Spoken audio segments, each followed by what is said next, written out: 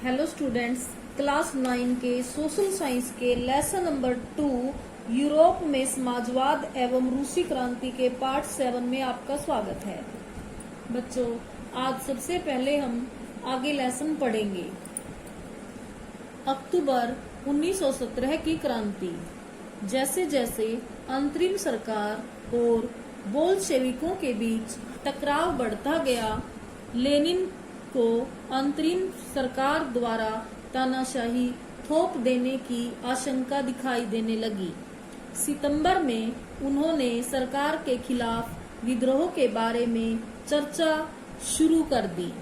सेना और फैक्ट्री सोवियतों में मौजूद बोल्शेविकों को इकट्ठा किया गया। 16 अक्टूबर 1917 को लेनिन ने पेट्रोग्राद सोवियत और बोल्शेविक पार्टी को सत्ता पर कब्जा करने के लिए राजी कर लिया। सत्ता पर कब्जे के लिए लियोन ट्रोट्स्की के नेतृत्व में सोवियत की ओर से एक सैनिक क्रांतिकारी समिति का गठन किया गया। इस बात का खुलासा नहीं किया गया कि योजना को किस दिन लागू किया जाएगा। 24 अक्टूबर को विद्रोह शुरू हो गया। संकट की आशंका को देखते हुए प्रधानमंत्री केरेंस्की सैनिक टुकड़ियों को इकट्ठा करने शहर से बाहर चले गए। तड़के ही सरकार के वफादार सैनिकों ने 2 बोल्शेविक अखबारों के दफ्तरों पर घेरा डाल दिया। टेलीफोन और टेलीग्राफ दफ्तरों पर नियंत्रण प्राप्त करने और विंटर पैलेस की रक्षा करने के लिए सरकार समर्थक सैनिकों को रवाना कर दिया गया। पलक झपकते ही क्रांतिकारी समिति ने भी अपने समर्थकों को आदेश दे दिया कि सरकारी कार्यालयों पर कब्जा कर लें और मंत्रियों को गिरफ्तार कर लें। उसी दिन औरोरा नामक युद्धपोत ने विंटर पैलेस पर बमबारी शुरू कर दी। अन्य युद्धपोतों ने नेवा के रास्ते से आगे बढ़ते हुए विभिन्न सैनिक ठिकानों को अपने नियंत्रण में ले लिया। शाम ढलते ढलते पूरा शहर क्रांतिकारी समिति के नियंत्रण में आ चुका था और मंत्रियों ने आत्मसमर्पण कर दिया था।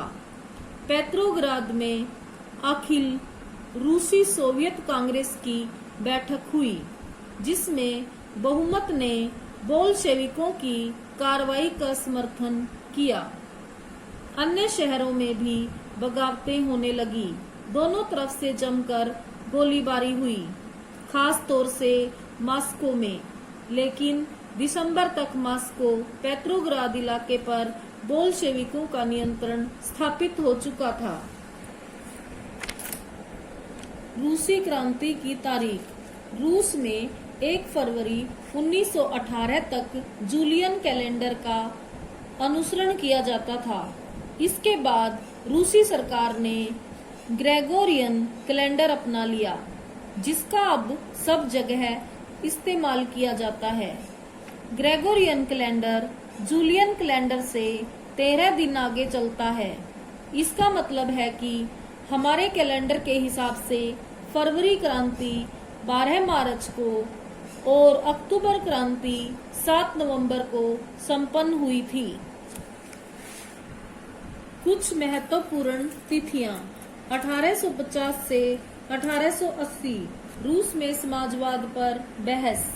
1898 Russian social democratic workers party की स्थापना। 1905 खूनी रविवार और 1905 की क्रांति। 1917 2 मार्च 1917 को जार द्वारा पद त्याग।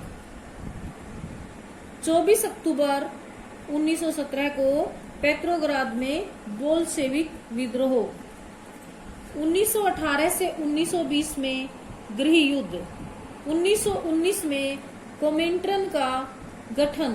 1929 में सामूहिकीकरण की शुरुआत। नए शब्द। कोमिंटर्न कम्युनिस्ट पार्टियों की अंतर्राष्ट्रीय संस्था। यह शब्द कम्युनिस्ट इंटरनेशनल का संक्षिप्त रूप है। बच्चों, आज लेसन हम इतना ही पढ़ेंगे। अब हम कुछ मल्टीपल चॉइस क्वेश्चंस करेंगे। बच्चों, 26 मल्टीपल चॉइस क्वेश्चंस हमने पार्ट 6 में कर लिए थे। आज हम उससे आगे मल्टीपल चॉइस क्वेश्चंस करेंगे। प्रश्न नंबर 27, रॉबर्ट ओवन कौन था? इसका उत्तर होगा ऑप्शन ग, एक अंग्रेज निर्माता। प्रश्न नंबर 28, गिसेप्पे मैजिनी कौन था? इसका उत्तर होगा ऑप्शन क, एक इतालवी राष्ट्रीयवादी। प्रश्न नंबर 29, रूस में 1914 में किसका शासन था? इसका उत्तर होगा ऑप्शन घ, जार निकोलस द्वितीय का। प्रश्न नंबर 30, रूस में बोल्शेविक दल का नेता कौन था? इसका उत्तर होगा ऑप्शन ख, लेनिन।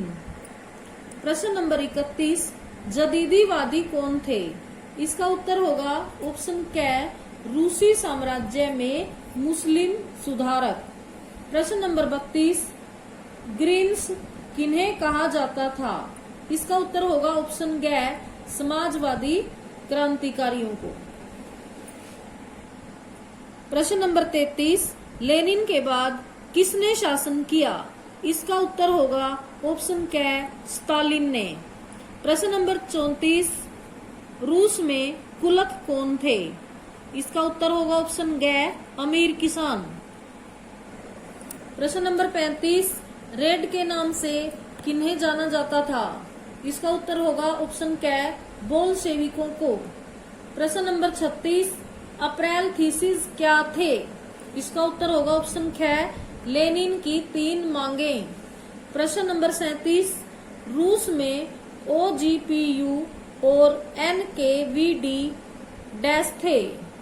इसका उत्तर होगा ऑप्शन ग, खुफिया पुलिस। बच्चों, अब हम NCERT के अभ्यास के प्रश्न उत्तर करेंगे। प्रश्न नंबर 1, रूस के सामाजिक, आर्थिक और राजनीतिक हालात 1905 से पहले कैसे थे?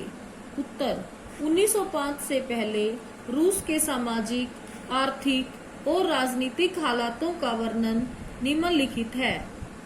नंबर 1, सामाजिक व आर्थिक दशा। रूस में कृषक वर्ग की दशा दयनीय थी।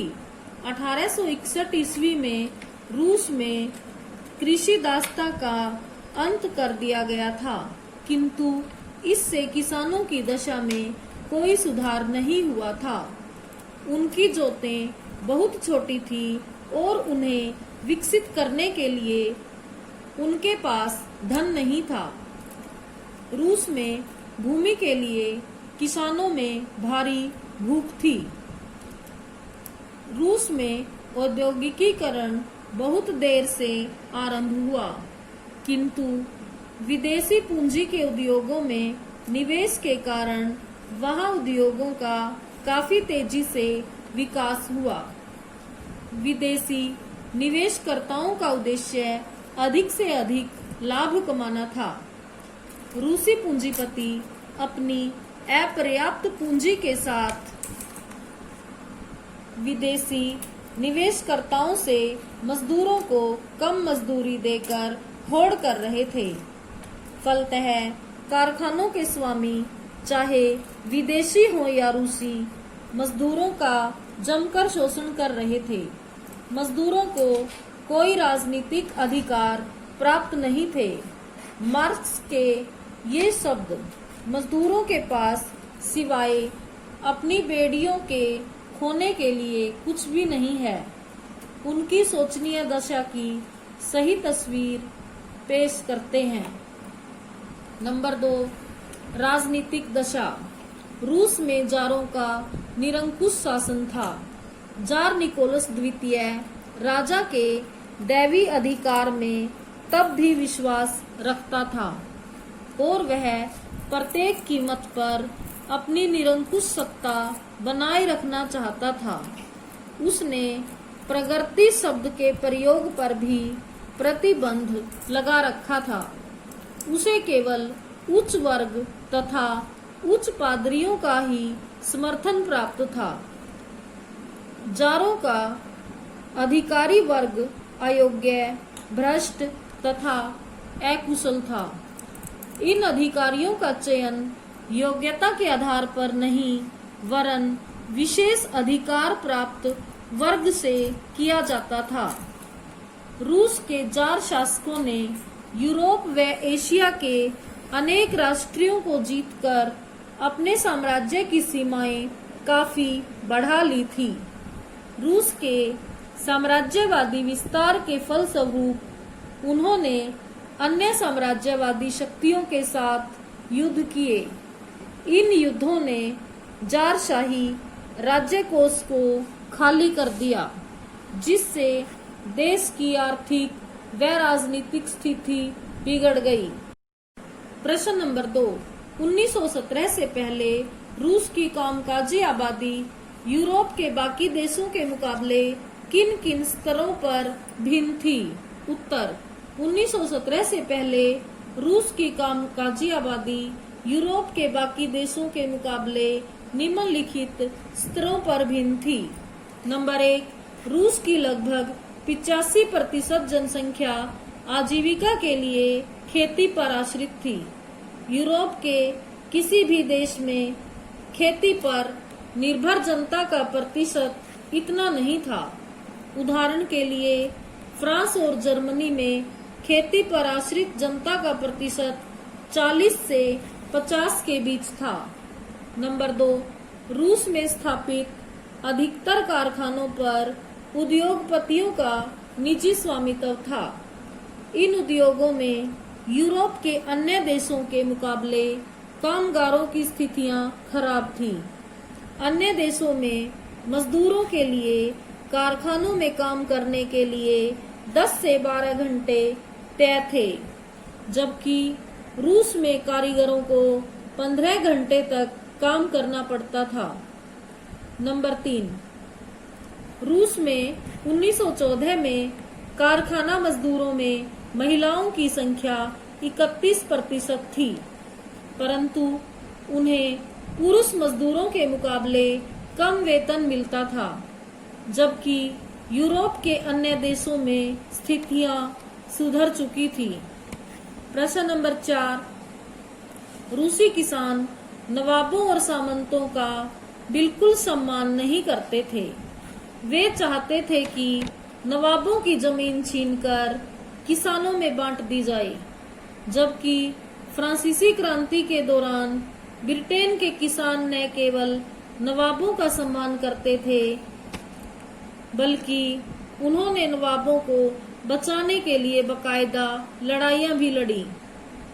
नंबर 5, रूसी किसान यूरोप के बाकी किसानों के मुकाबले एक और लिहाज से भिन्न थे। रूस के किसान समय समय पर अपनी सारी जमीन कम्यून को सौंप देते थे और फिर कम्यून ही प्रत्येक परिवार की जरूरत के हिसाब से किसानों को जमीन बांटता था। तो बच्चों, आज हम इतने ही शॉर्ट क्वेश्चंस करेंगे। धन्यवाद।